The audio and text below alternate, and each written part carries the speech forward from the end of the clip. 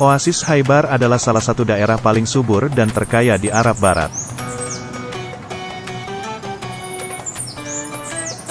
Penduduk Yahudi sebagian besar adalah petani yang tinggal di 6 buah benteng. Karena tanah mereka yang subur dan kemampuan untuk memproses tanah gurun menjadi tanah yang bermanfaat, orang-orang Yahudi Khaybar menikmati standar hidup yang lebih tinggi daripada kebanyakan orang di daerah tetangga.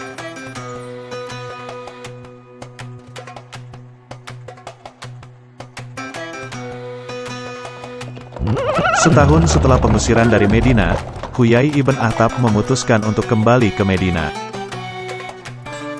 Ada masalah mendesak yang harus dia hadapi. Niatnya adalah untuk membantu temannya, Ka'ab ibn Asad, yang merupakan pemimpin suku Yahudi Banu Quraiza, suku Yahudi terakhir di Madinah.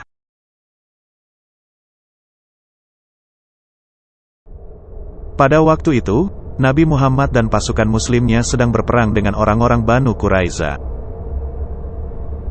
Huyai sedang berada di benteng Banu Quraiza ketika mereka menyerah kepada Nabi Muhammad. Tetapi Nabi tidak memiliki belas kasihan pada tawanan perang Yahudi. Mari kita lihat penjelasan dari sirat Rasul Allah oleh Ibn Ishaq, halaman 464. Kemudian Rasul pergi ke pasar Madinah, yang masih ada sampai sekarang, dan menggali parit di dalamnya.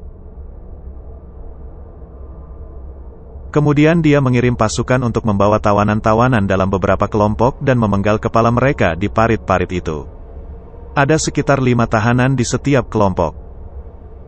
Mereka dipaksa berlutut menghadap parit, di depan Nabi. Dan kemudian para prajurit melakukan pemenggalan.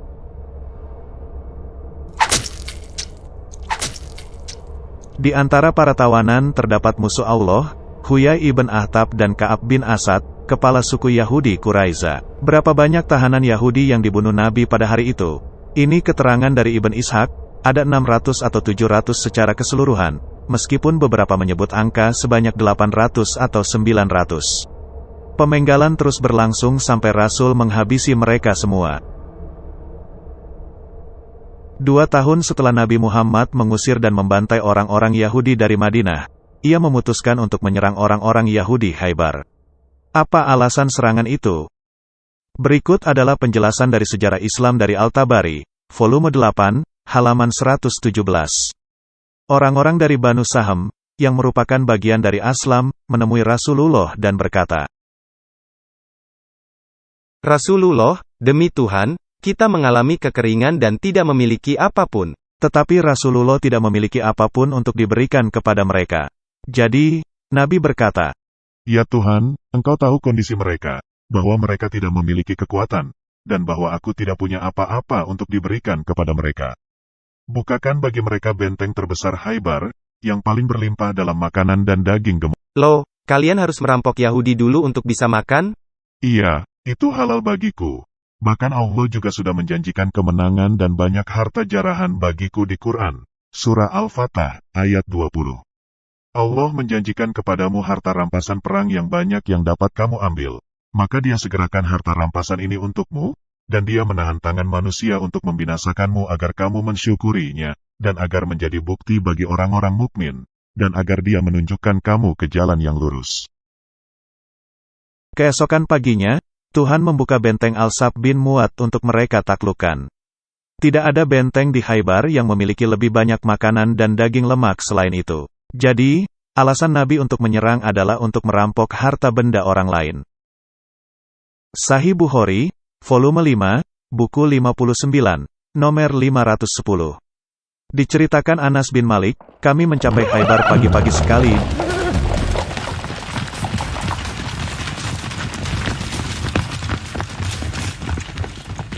Dan penduduk Khaybar keluar membawa sekop mereka, dan ketika mereka melihat Nabi mereka berkata, Muhammad.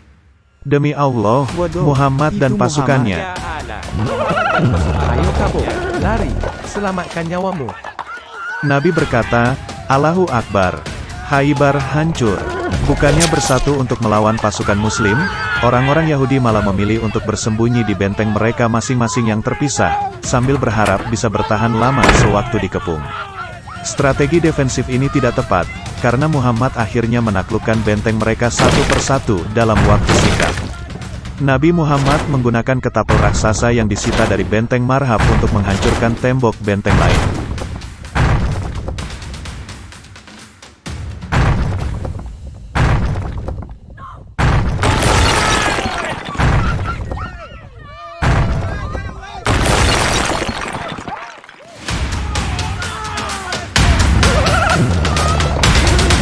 Kinana ibn al-Rabi merupakan pemimpin benteng Katiba di Khaybar. Sebagian besar masyarakat di daerah Katiba merupakan suku Yahudi Bani Nadir dari Medina.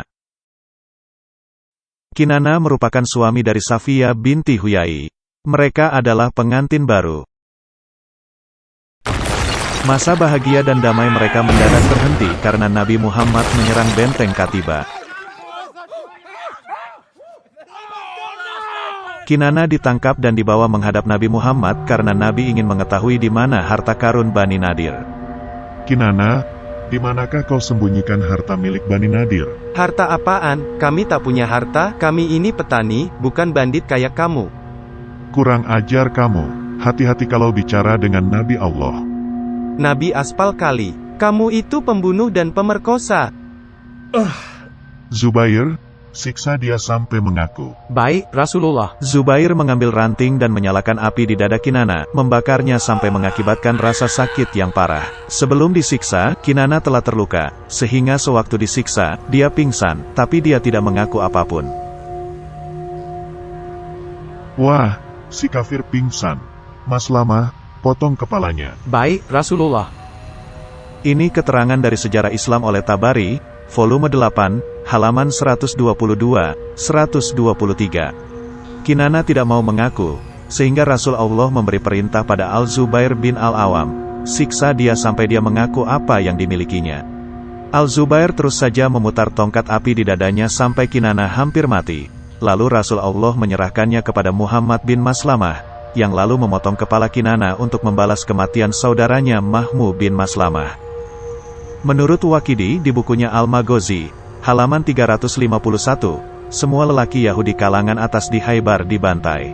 Sedangkan untuk bangsawan orang Yahudi, dan orang-orang berada di antara mereka, yakni anak-anak laki Abu Huwaqiyah, Salam bin Miskam, dan Ibn al-Ashraf, telah dibunuh. Orang-orang yang tersisa adalah mereka yang tidak memiliki kekayaan dan para buruh. Bagian yang paling menarik dari jihad bagi para tentara muslim adalah pembagian tawanan wanita dan harta jarahan.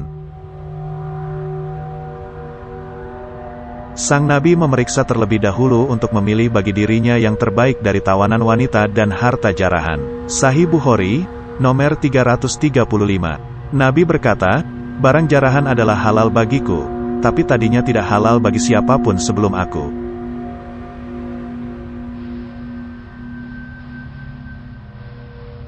Seorang prajurit muslim bernama Dihya Al-Kalbi tidak sabar menunggu jatah jarahannya. Ketika Nabi Muhammad masih memilih-milih, Dihya datang menemuinya. Ya Rasulullah, berikan padaku seorang dari para tawanan wanita. Baiklah. Silakan pilih yang kau sukai. Dihya segera pergi dan mengambil Safiyah. Kau sekarang jadi milikku, Safiyah. Loh, aku juga pengen dapet dia. Wah, dia dapat yang tercantik. Haha, lo semua lambat sih. Kalau kita gak dapet Safiyah, Dihya juga gak boleh dapet dia. Betul, mari temui Nabi. Saat itu, Nabi Muhammad sedang membagi harta jarahan. Semua jarahan yang diambil dari benteng Nata dan Sik adalah milik para prajurit. Semua jarahan dari daerah Katiba adalah milikku. Dihya membawa Safiyah ke podoknya. Safiyah, aku telah kenal kamu sejak di Medina. Aku selalu menginginkanmu untukku sendiri. Sekarang Allah mewujudkan keinginanku.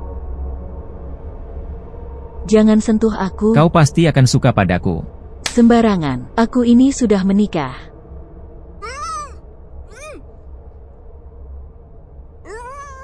Ya Rasulullah, engkau berikan Safiyah binti Huyai pada Dihya. Dia itu wanita terkemuka dari suku Quraiza dan An-Nadir. Wanita seperti itu hanya layak bagimu. Sahih Muslim, buku 008, nomor 3329. Anas melaporkan, Safiyah menjadi bagian Dihya dalam pembagian barang jarahan, dan mereka memuji kecantikannya di hadapan Rasul Allah, sambil berkata, kami tidak pernah melihat yang seperti dia di antara para tawanan perang.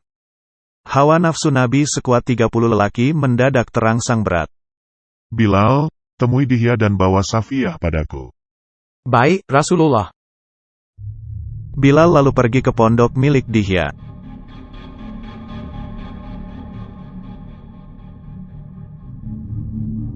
Aku lagi sibuk nih. Pergi lo.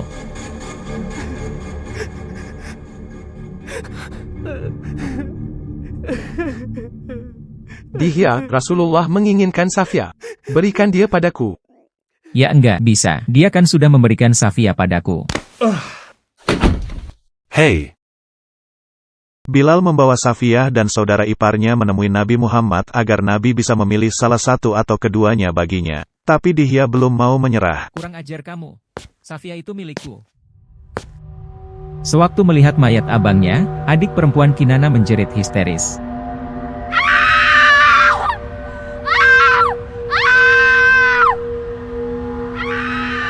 Nabi yang katanya penuh kasih sayang itu jadi jengkel. Bawa pergi setan perempuan ini jauh-jauh dariku. Kesalahan setan perempuan itu hanyalah menangis saat melihat mayat abangnya. Kamu tak punya rasa kasihan, Bilal, sehingga kau tega membawa kedua wanita itu melewati mayat suami dan abangnya. ya Rasulullah, aku tak menyangka bahwa engkau akan merasa tidak suka. Aku hanya ingin dia melihat kehancuran Safiyah masyarakatnya. dihadapkan kepada Nabi Muhammad.